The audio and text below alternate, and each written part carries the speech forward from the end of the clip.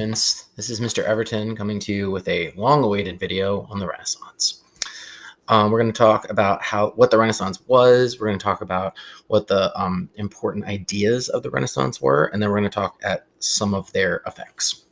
So our question for the day is, what was reborn during the Renaissance? Because Renaissance literally means rebirth. So also, I put my face on a different part of the video this time, just because I had the slide set up weird and I didn't want to take the time to change it. But we talked in the last video about the Middle Ages.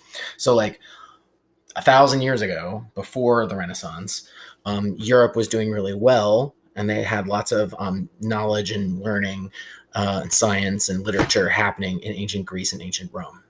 And then Rome fell. It was conquered by some barbarians, and Europe descended into the Middle Ages, which is sometimes called the Dark Ages.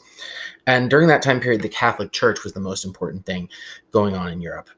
And then around about 1400, Europe starts to come back up. And historians frequently have referred to this time period as the Renaissance or the rebirth, because we're bouncing back from the bad times. So you can actually track this pretty... it's an interesting thing to look at. If you look at sculpture from ancient Greece, like this discus thrower, that's incredibly lifelike and realistic, right? That's because the ancient Greeks studied the human body and wanted to accurately depict it when they did sculpture. And then we went into the Middle Ages, and this is a Middle Age sculpture of the Virgin Mary and the baby Jesus, of course, because they're super into religion. And that's not so realistic. Like, baby Jesus looks like he just looks like a smaller man, right? And Virgin Mary, like, you can just tell that that's not as realistic. And then we get back to the Renaissance, and we have sculptures like this, which is this is David from a story in the Bible, David who killed Goliath. And again, incredibly realistic, lifelike, because sculptors are once again interested in studying the human body and trying to make it look realistic. So the Renaissance is like a return to the way things were done in ancient Greece and ancient Rome.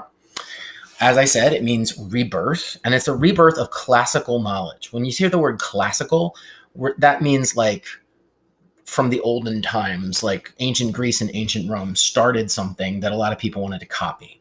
So when we talk about copying ancient Greece and ancient Rome, we're talking about classical knowledge.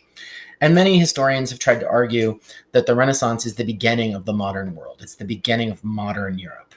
It's moving away from the sort of like the Dark Ages and moving into a more modern time where people solve problems using reason. We could debate that, but we won't. So the Renaissance began in Italian city-states. A city-state is a city with its own independent government. And so in northern Italy, we had city-states like Venice, Florence, Genoa that were making lots of money through trade.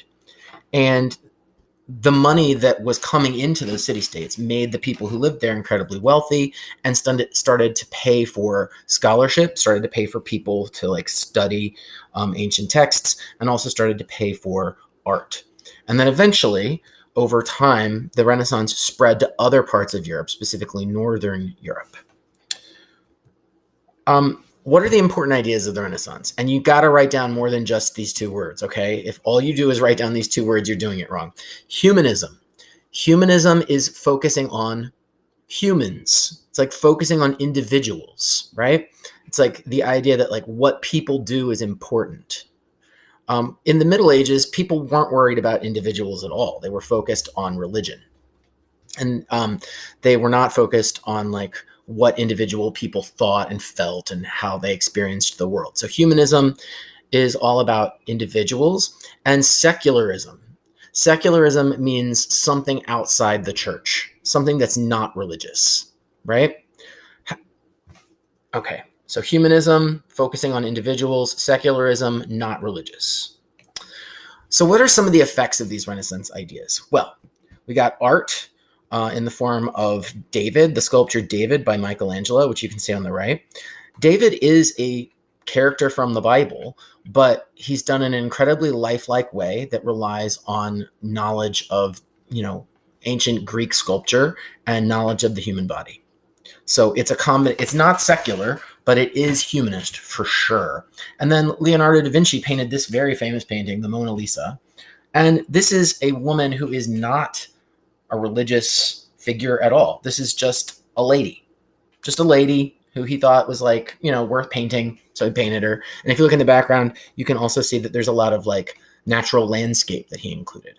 So Michelangelo and Leonardo both used, Renaissance ideas of humanism and secularism and knowledge of the classical world in order to make their art. So did Albrecht Dürer, who was from Northern Europe. And you can see this incredibly lifelike drawing of a rabbit, which I think is cool. I like Albrecht Dürer better than both Michelangelo and Leonardo. Maybe I'm crazy, but I just prefer this rabbit. That's me. Renaissance ideas were also really important in literature. This is Machiavelli, Niccolò Machiavelli. And Machiavelli wrote about government. And he said that it's more important. He said that basically the most important thing for government is for the ruler to maintain power, and that they should do that at all costs. And that sometimes a ruler has to do like shady, not so great things in order to keep power, but that's what's important. And if he doesn't do that, he's not doing his job. So like being nice is not the point.